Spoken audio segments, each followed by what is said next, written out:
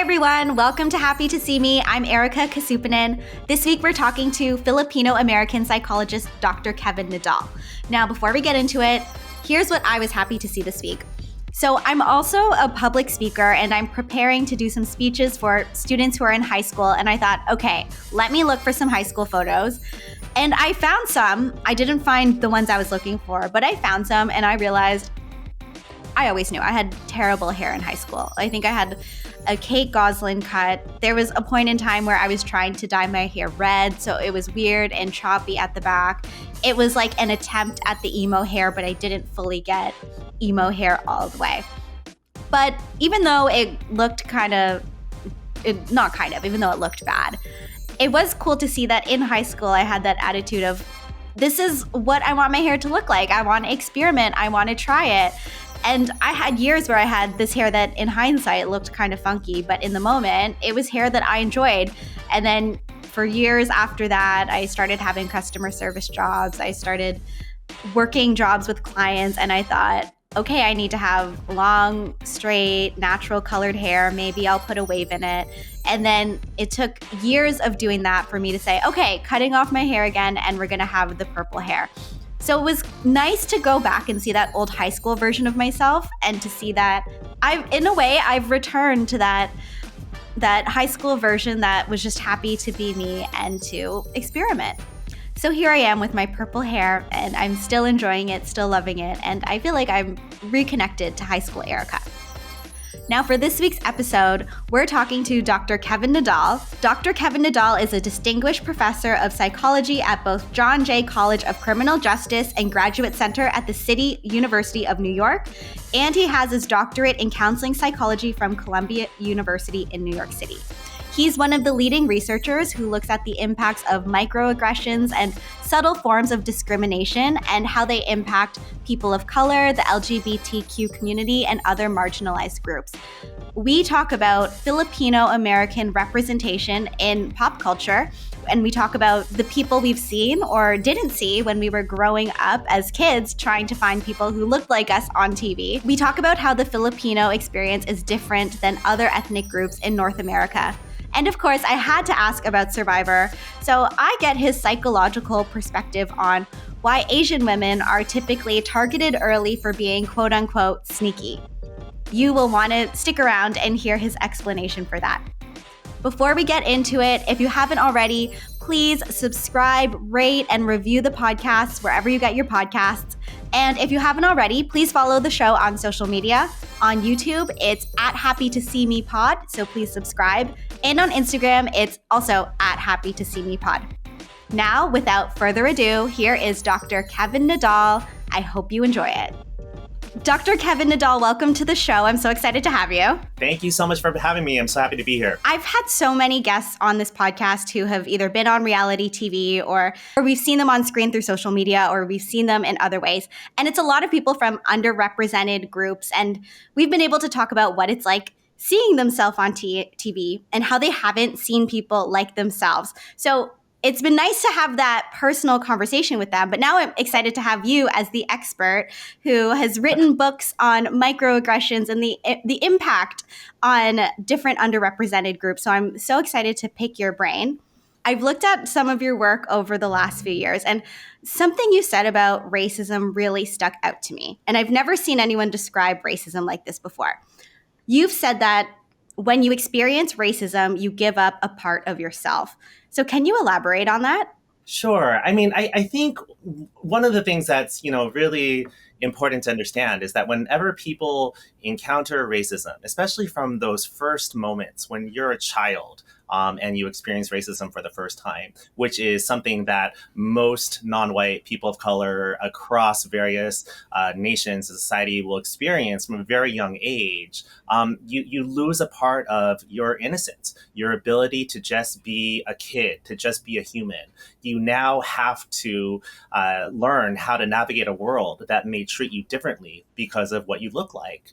And for many reasons, there is a sense of strength and resilience that you may learn to develop. You may have to learn to be savvy in how you are able to enter certain situations and navigate certain spaces that you're in. And so there becomes this extra burden that you may have. And not to say that, white people or people of any privileged groups don't experience other obstacles, but people of color are experiencing these obstacles solely because of race. And then you look at other historically marginalized groups, they're experiencing those things because of their gender or their sexual orientation identities or their ability statuses. And that can be a lot. And if you think about it, if you've been experiencing this since you were a little kid, there's something that changes you from the very start. And you may not know it. You may not have the words for it. You may not even recognize how it affects you on a daily basis. But for those who do, and even for those who don't, it does have an impact on you. And it might change the ways you might even view the world or how you might even perceive certain situations. And in many, bad cases, might even affect the way you feel about yourself and your capabilities and what you look like and how confident you can be about your place in the world. As I look back to when I was a kid, because I think, okay, did I experience racism? Because I don't recall as a kid being called racial slurs or anything. But then I think back to just little things that in hindsight, I think were based in racism. And of course, I'm not saying that the children in my school were intending to be racist. Like, I remember there was one situation, I was a kid, and there was, a couple other Filipino kids in my school, not many. And one of the other students said, "Why are all of your faces so flat?" And I remember in the time thinking, okay, what's wrong with my face? How come my nose doesn't have as big of a bridge as somebody else? But then I realized, I'm like, oh, that was probably one of my earliest memories of somebody saying something about this group and this race that I was part of without realizing. And I think it was something that did make me have insecurities when it came to, the way that I look, and eventually an experience that a lot of people have, like bringing your country's food into school. So I find it's like, it might not necessarily be intending to be hurtful, but it's something that can hurt for sure. Right. And your example is a really good one because it demonstrates that you didn't know what to do with it and you didn't really fully understand what was happening and definitely might not have thought that it was related to race. But maybe in hindsight, you're able to think about that. But what does it do? It makes you look at yourself a little bit differently in the mirror. It makes you wish that maybe part of you was different than what it is. And when we think about media representation, that contributes to that a lot as well. Because if somebody said something like that to you and you realize, well, all these other people who I see on TV and movies all the time, they look like me too, then what they're saying is wrong or off or, I am pretty or I am whatever it is that, you're countering. But when you do come from groups that are historically marginalized or underrepresented, you believe the messages because what else are you supposed to believe if you live in a world that doesn't tell you otherwise? When I started seeing my own therapist a few years ago, and we're talking about the way that I grew up, and I think that, since I did grow up, I was one of the few people of color in the community I grew up in.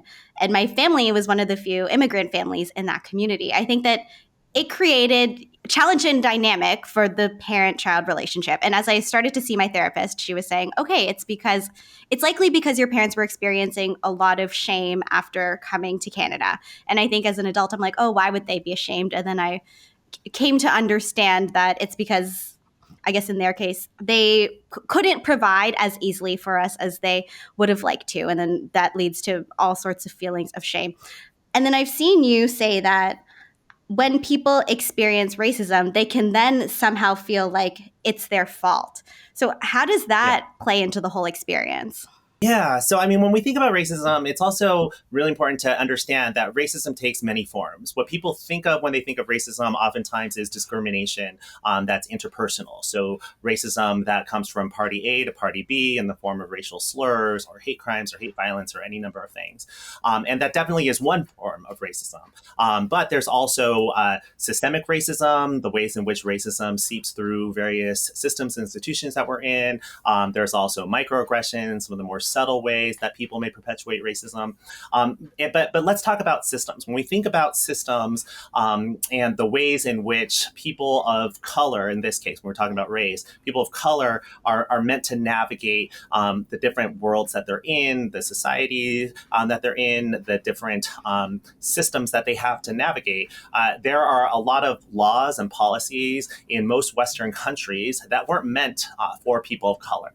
In many ways, we're afterthoughts that they then may have amended some laws, but oftentimes didn't amend the laws, but rather we have chosen or we have to choose to then assimilate or be more like them in order to fit whatever the law or policy might be. And when you think about immigrants, when they come to any new country, especially Western countries in which the majority of people are white or white American or white North American or of European descent, there's this sense of that we're visiting, we're guests, and we are guests, we're settlers, right, from the Philippines or from other places in a place that used to be indigenous land or still is indigenous lands, but it was colonized or taken over by others. But there's this sense of like, we don't want to make waves, we don't want to take up space, or if somebody accuses us of something or says we're doing something wrong, that we're just supposed to accept it. And so this is where a lot of internalized racism comes into play. Internalized racism is the notion that people of color are socialized to believe that certain traits that they have are bad because they don't align with white Western culture. There's also internalized sexism, internalized homophobia, and so forth. And those all include the ways in which you're socialized to believe that your group is inferior in some ways. For people of color, it might be that you don't think you're as smart enough as white people, or as attractive enough, or as good leaders. And that might be because you haven't seen anyone who's been in those roles, or you were explicitly told that was the case. And so internalizing racism is something that many people do, and it's something that doesn't necessarily get addressed because many people just go through their days without thinking about the ways in which they may unconsciously believe that they are inferior or not as capable or not as attractive. But if you've been thinking these things since you were a very young child, they're in there, right? I mean, I appreciate you talking about going to therapy. You know, I both have been in therapy and have been a therapist. But a lot of therapy is talking about, you know, a lot of your repressed emotions or a lot of your developmental milestones and childhood experiences that then impact your life, the traumas that you have that impact your life. And if we think about some of those even smaller instances of racism or microaggressions from a young age, those all accumulate, which then impact lots of aspects of your personality, your view of yourself, your self-esteem, and how capable you think you are of doing things. And so even if they feel very minuscule or innocuous, taken together, they can have an impact on a person's life and their entire trajectory. I want to ask you more about internalized racism, because I feel like for someone who might not have experienced internalized racism or might not have experienced racism themselves, I think it could be something that is hard to wrap their head around. So do you have an example of something that we might have seen in society that could lead someone to develop a sense of internalized racism? Sure. I mean, one thing that I try to do is to help people understand through their own experiences and to try to empathize. So if you're trying to explain internalized racism to someone who is white, for example, they might not fully get it. But there might be an identity that they have in which they can draw some comparisons. It won't exactly be the same. In fact, it might not be the same at all, but they might learn to empathize from that experience. So for example, if you're talking to a white woman or a white LGBTQ person or a white person who comes from a religious minority background, to help them think about ways in which their identity has been oppressed, or if they had to deal with certain stereotypes or microaggressions that may have influenced their lives. Most women will be able to tell you some of the gender role messages that they learned from a very early age and how that impacted their abilities, particularly as it related to intellect or physical capabilities. For a lot of women, it's learning how to navigate that and to dismiss some of those earlier messages and to overcome anyway, right? And for others, maybe they did internalize some of those things, and that may have prevented them from reaching their fullest potential because some of those messages. So that's one way to get people to at least empathize with that. If you know what that feels like as a woman, as an LGBTQ person, can you imagine what this feels like for race? I mean, I think the other thing that I think is really helpful is to use this notion of evidence, or what I like to call receipts.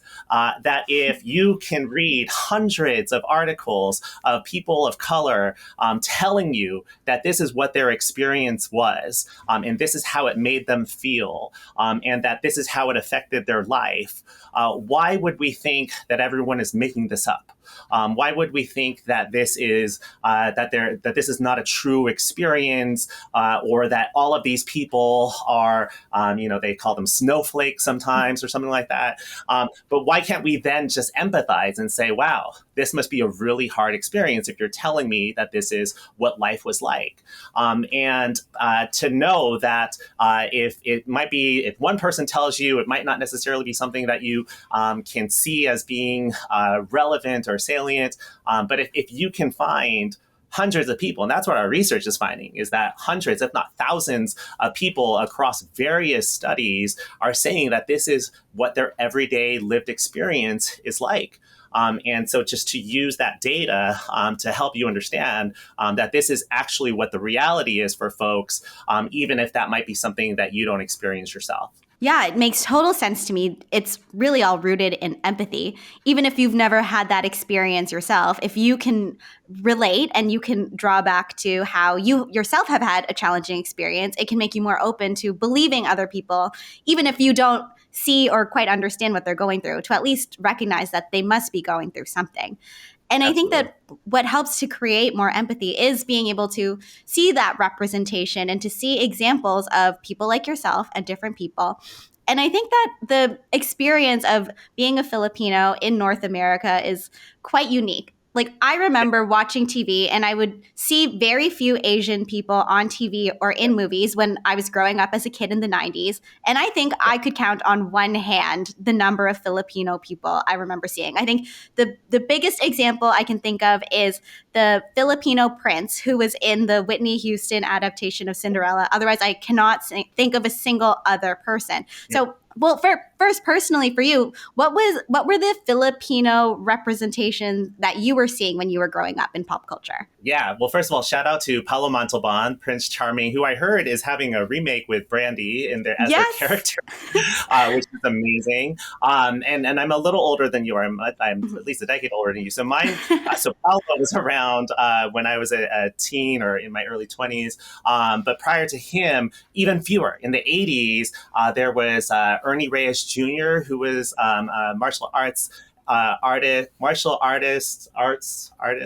I don't know. He fought, and he was a kid. He was on some cop show where it was like him, this little Asian kid with like a white cop, and they fought crime. I forgot what that was called, but he was one, and we didn't even know he was Filipino because the character on TV was Chinese, but because his last name was Reyes, we're like, oh, he's Filipino, and that was part of the game too in the 80s and 90s, was like looking them up and what their last names were, or waiting for the credits to see their last name, and if it was like some either Spanish name or some Filipino sounding last name, that you knew it was them. We also had Nia Peoples, who was on MTV. I'm totally outing myself in terms of my age. But there's very few. And then a little bit later in the 90s, we started to see a little bit more representation. Rufio from Hook, Dante Bosco was Filipino. But the fact that we can count, and we're able to, just list just random movies and not even come up with a lot. really goes to show how important it was for us as young people to be able to see someone that looked like us, and in general, Asian people were few and far between on television and movies. But there was something extra special when you saw somebody who was Filipino, because you thought to yourself, oh, they're more like me, than anyone else. Oh, and then the other piece is, and then in the 90s, we started to see more Filipinos on reality shows. Right. And so it started with like The Real World. There would be like more Filipinos. I think Ruthie was in Hawaii, and then Melissa was in New Orleans. But also that was like a message in itself. It's like, oh, we're special enough to be on these reality shows, but they don't want to put us in like scripted television or movies where we could be the main stars. And even on those earlier reality shows, and we'll probably talk about this, a lot of those characters were either invisible, where they put them, on the side and didn't give them a lot of airtime, or they were pathologized in different ways, right? They were seen as the crazy one, or, has a drinking problem, or whatever it might be. And so, there's that piece of like, we want representation, but you're also honing in on a lot of these qualities that might not necessarily either, one, be representative of who that person is as an individual, but two, also us as community. Yeah, and to add on to the reality TV representation, I remember actually watching those early singing competition shows on TV, and I'd always see Filipino people, and they'd get to a certain level, but then I'd find that they were often dismissed as, oh, they sound too much like karaoke singers, and then they would never make it to the highest level, or maybe they have a few times. And even in my regular life, like as you say that only certain parts of the Filipino identity and Filipino culture come out, when I went to university, I went to a school with a lot of affluent students, and then I ended up working in downtown Toronto, again, in companies where there were people who grew up with a certain level of wealth. And for a lot of people I met, they would tell me about Filipino words they knew, and they would say, oh, I learned this because my nanny taught me. And it turns out their only interaction with Filipino people up until that point was their live-in help, essentially. And I think it took me time to reflect after to think, okay, like how does that affect how they're going to look at me if this was their only interaction with someone like me before? Sure. And I think that when I think about growing up and seeing Asian people on TV, often if I saw any Asian representation, it was East Asians. Sure. And Filipinos are very different. I mean, all Asian cultures are very different from each other. So in your view, how is the Filipino experience different in North America compared to other Asian groups? And also the representation of Filipinos, how is that different? Sure. I mean, I'll start off by repeating what you said, that all Asian groups are different. In the United States and Canada, there are 40 or 50 different groups that migrate from Asia to our countries. And as a result of that, there are 40 or 50 different ethnic groups, cultural groups, traditions, backgrounds, holidays, etc. And even sometimes even within those groups, there are multiple subgroups and sub-ethnic groups who celebrate different customs, traditions, and so forth. And I think that's really important. But the second thing I'll say is that the Filipino experience of migration has been so unique than most other groups for different reasons. First being that Filipinos were the first people from Southeast Asia to migrate here as early as the 1500s. They're the first Asian people or people of Asian descent to be here in North America when they first arrived in 1587, but then formed settlements in the 1700s in Louisiana. And then when they got here, they were racialized differently. Chinese and Japanese people were racialized or categorized as Mongolians. And Filipinos were categorized as Malay. And there's a whole history behind that you can look up. In some places in the United States, at least, some Filipinos were listed as Black. People just didn't know what to do with us racially. And so they checked them off as being part of the Negro race, is what they would call them in the 1700s. And so that experience in itself is unique to East Asians because people just didn't know where to place Filipinos. And as a result of that, there were different types of stereotypes that Filipinos faced, in addition to the typical types of stereotypes that East Asians faced. So, for example, Filipinos in California and along the West Coast and even in Alaska were stereotyped as being sexual predators and rapists because they were dating or courting white women at the time.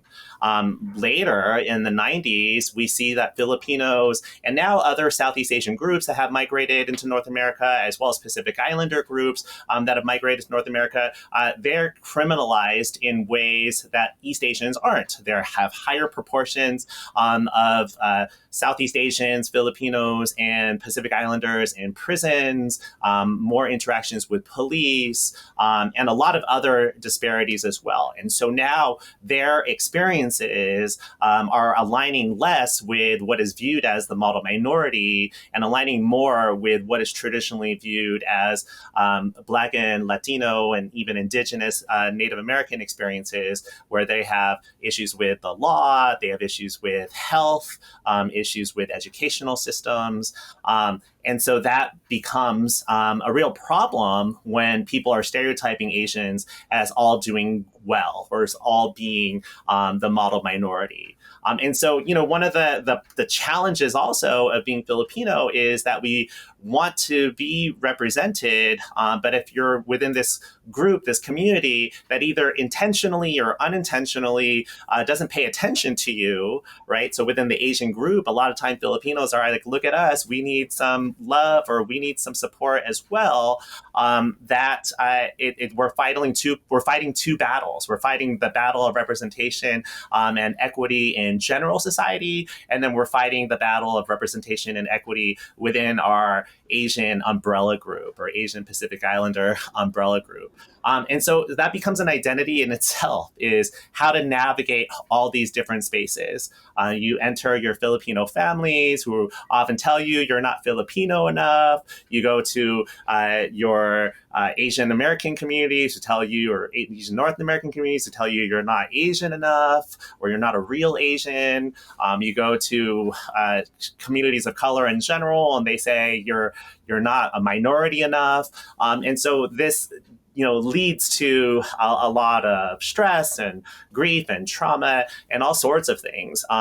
But the one thing that I will say is a very positive thing about being Filipino is that we do uphold a lot of those traditional values, things like kapwa, the sense of feeling connected to others, utang ng loob, this sense of showing reciprocity and kindness towards each other, and even things like pakikisama, which means this sense of togetherness, this collective bayanihan community that we build. I mean, the fact that you and I are even talking right now, that's like kapwa, right? When Filipinos know of other Filipinos who are doing things that they appreciate, they connect and they, become friends and kababayan and find ways to support each other.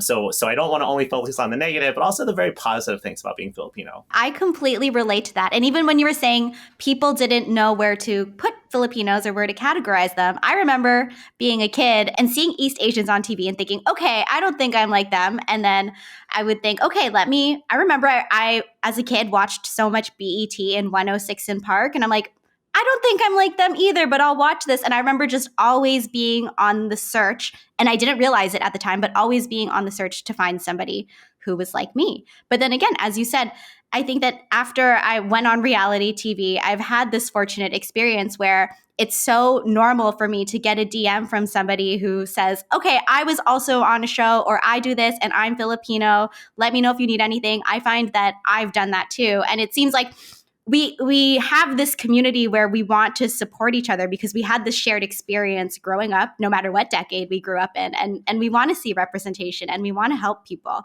And when you were saying that Filipinos get less attention, I want to read this to make sure I get it right. In your book, The Sage Encyclopedia of Filipino-American Studies, it explores how Filipino-Americans are one of the 3 largest Asian American groups in the U.S. and the 2nd largest immigrant population in the country, but they receive less attention than other ethnic groups. So in your view, why is this happening? Yeah, I mean, there's a lot to it. I think the one of the biggest things is the Philippines was one of the Asian groups that were colonized by the United States, and as a result of that, many Filipinos have learned to be as American as possible. I mean, now English is a second national language in the Philippines. A lot of Americans don't even know that the Philippines was a U.S. colony for almost 50 years. And so when people think about Asian countries, and especially when it came to food, and when we saw, Chinese food and sushi and Thai food, and then Indian food booming in mainstream, communities, like Filipino food never made it there, right? And part of it may have been that some Filipinos just didn't become entrepreneurs at the time to build those restaurants, at least not in the same quantities as some of those other ethnic groups. But also it felt as if Filipinos may have internalized that, their food wasn't that special, because we learned that it's more important to be like the colonizers, to be like the Americans, like the Western folks, or the Spanish folks. And so I think part of that is not being able to find our own voice. I think the second piece is definitely systemic, and it's this notion that because people don't know what to do with Filipinos, they oftentimes just don't get cast, or they don't get put, forth for leadership positions, or people just don't know where to place them. When we think about casting, and we know this to be true because lots of people have written about these experiences, they want like a token Asian. And when they think of their token Asian, they think of their token East Asian. If you veer too far from that, then they don't know what kind of ratings you're going to get, or they don't know how people are going to relate to you. And so they historically have just erased Filipinos, South Asians, Southeast Asians from those narratives, right? And I think they're getting better at it. But sometimes it takes that one person, in the room where it happens, the person who's in charge of casting, the person who's in charge of admissions at universities, the person who, just gets to make a decision and says, no, I think we want Filipinos here, or I think this person would be strong. If we even think about it in terms of like movies, right? Joe Coy's Easter Sunday was the first Filipino film produced by a major studio. But why did that take so long?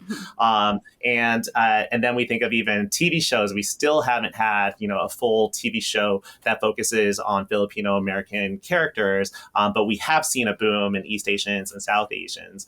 And so why is that? And so I think one of the things that's really important is to make sure that we get into those rooms. And we make sure that we not just are focusing our talents on being in front of camera and being the actors and actresses and other talent, but also to be the producers and to be the screenwriters, and to support each other in that way, because so far it hasn't worked to just rely on people to want to tell our stories. And even if those folks did want to tell our stories, if they told them in inaccurate ways, or in ways that didn't really capture the essence of our kapwa and our bayanihan, then maybe we wouldn't want that at all. We would rather have it come from ourselves. Do we have to become the people who are in the room where it happens, or do we have to get the attention of the people who are in the room where it happens? And it sounds like we need to become the people, or hey, let's create our own room and work together and do that. Yeah. Yeah, I think it has to be all of the above. I think we continue to try to get the attention of people because that already exists, and we know the pathways to get there, and they will have the resources, and the knowledge of how to do certain things. And we can become the producers ourselves, and we can create something new and completely different.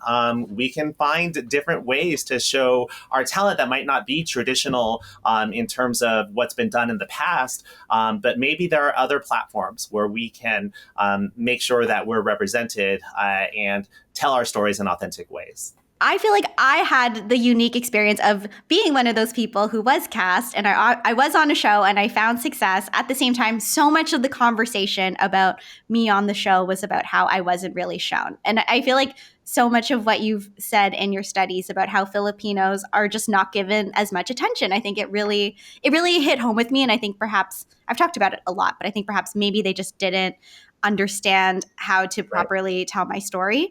Since I'm from Survivor, I have to ask you some Survivor questions and get your psychological perspective. But a trend that we've seen on Survivor is in particular with Asian women. And these are Asian women from all different types of backgrounds. So I don't want to paint them with the same brush. However, the pattern that we've seen is for Asian women, when I was on the show, I was being called sneaky and shady. And then with other Asian women who are on the show, you have, I believe it's less than a 50% chance of making it past the merge on Survivor. And often these women are targeted early and they are also called sneaky and shady. So is this a coincidence, or is there like something that we've seen in other pop culture or something that is happening in society where this is consistently happening with Asian women? Yeah, I mean, this is, it's a really phenomenal dynamic that you describe, because what you're describing is something that happens on this one particular television show in present day, right? For the past 20 years, this is a trend that's been happening. And when these people are engaging in this dynamic, I don't know that they're necessarily conscious that they're calling the Asian woman sneaky or shady or whatever it might be. Or if they just think they're calling this person this because of their personality or her personality, and that's it.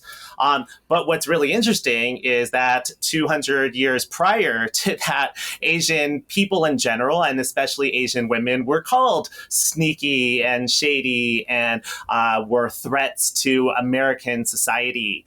When we think about, not just the Asian Exclusion Act of the first one of 1882 that prohibited Chinese people and other Asian groups from entering the country. But prior to that was the Page Act, which specifically prevented Chinese women from entering the United States because they were accused of being sex workers or being sexually deviant, or that they would bring down the morale of the United States. And so it's a phenomenal dynamic that this is happening on some level 200 years later, whether or not people are conscious of it. Right. And that's something that, we still see today, not just with Survivor or other reality shows, but oftentimes our governments call China sneaky and dangerous, or they're going to do all these things with the coronavirus, COVID-19. Asian people were scapegoated for spreading this disease or this virus everywhere. And so it's really fascinating just how history repeats itself, and whether or not people can connect to, these are the stereotypes that I read about once in history books from 100 or 200 years ago.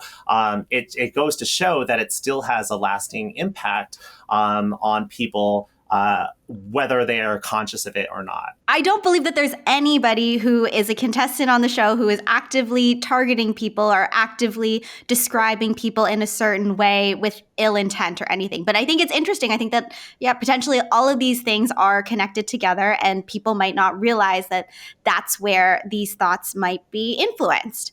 And with men in particular on Survivor, I saw a Twitter user post about this. His name is Reality Ahmed, so shout out to him. He posted that of the 662 people who have played Survivor over 44 seasons, only 19 of them have been Asian men. So are there obstacles that are preventing Asian men from accessing opportunities like this? Yes. And so this has been a trend ever since reality shows started, that if there was an Asian person on reality television, that they would be women, again, mostly East Asian women, and that there would hardly ever be Asian men on television, and specifically reality television. And one of the things that scholars have talked about for at least a couple decades now is that Asian American men have just been viewed as being disposable, as not relatable, people, and therefore wouldn't bring in ratings or wouldn't bring in appeal to people to watch the show. And that's very much embedded on some sort of systemic racism, and even for those producers themselves, their implicit bias. And that's one thing as we were talking, I thought we should name, is that you might be a really kind person and don't think that you are discriminatory towards people, but you might have implicit bias. We all have implicit bias in some ways because of what we've been socialized to believe in. It's harder to talk about some implicit biases, especially as it relates to things like race and gender and sexual orientation and religion. But we have to admit that we all have some implicit bias in some way. So, for example, if I see someone who's walking towards me, I might have a reaction based on what their race is, what their gender is, what their size is. And it might not necessarily even be a bad implicit bias. It might be that because we're the same age, I presume that we would be able to say hi or have something in common. If there's a person who's older, I might be gentler around them because I view them as an older person. If there's someone who's younger, I might put on a higher voice because that's how I talk to kids, right? And so that's a bias that we have, but we might have difficulties talking about it when it's related to race or gender or other things. And so with people who are in charge of putting on shows or letting people into universities or any number of decisions that they have to make, their implicit bias may affect people's chances of getting cast. Their implicit bias may affect people from being viewed as a capable graduate student or whatever it might be, because they just presume that this person, wouldn't be capable of doing something. And so that's something that needs to be challenged as well. I mean, there are studies on like journalism, for example, how Asian Americans are highly underrepresented in journalism, even in cities that have high Asian American populations. And oftentimes people might not realize that because in certain metropolitan areas with large Asian American populations, there might be an Asian American journalist or two, but proportionately, it doesn't match how many Asian American people are in that community or in that city. And so that is an example of producers of these television news networks. If they think, okay, we have an Asian person, that's enough, even if it doesn't represent, the community that they serve. So these are all things that I think people need to be aware of, is just, what are the implicit biases you have? And if you're a person in power, how can you manage that? Or how can people even check you or challenge you on that? And with reality shows also, it's if you, yes, there might be, the formula of what's going to work. And you could continue that formula and it will probably make you millions of dollars.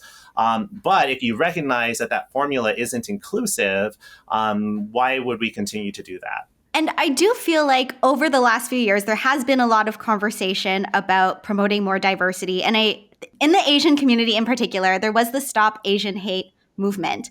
Now that we've been seeing that for the last few years, what do you think the impact has been so far?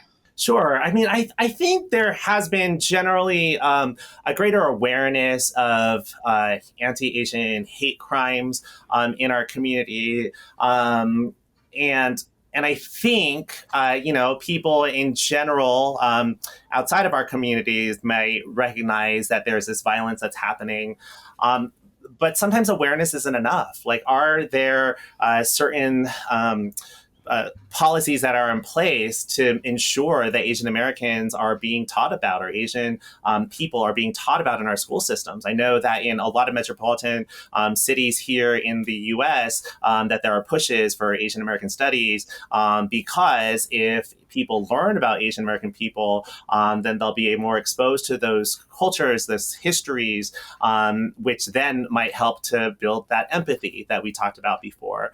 But if we continue to just view Asian people as being these distanced foreigners that they can't be trusted, they're sneaky, whatever it might be, and whether that's taught to them explicitly or implicitly, that's something that people can internalize, which then might lead to them being unable to relate to Asian people or to cast them or admit them into programs because they don't know much about those communities. I do think there is something about the recent Oscar wins, particularly with Everything Everywhere All at Once. I think that the film definitely deserved to win all of these awards, and at the same time, I wondered how much just the anti-Asian violence assisted.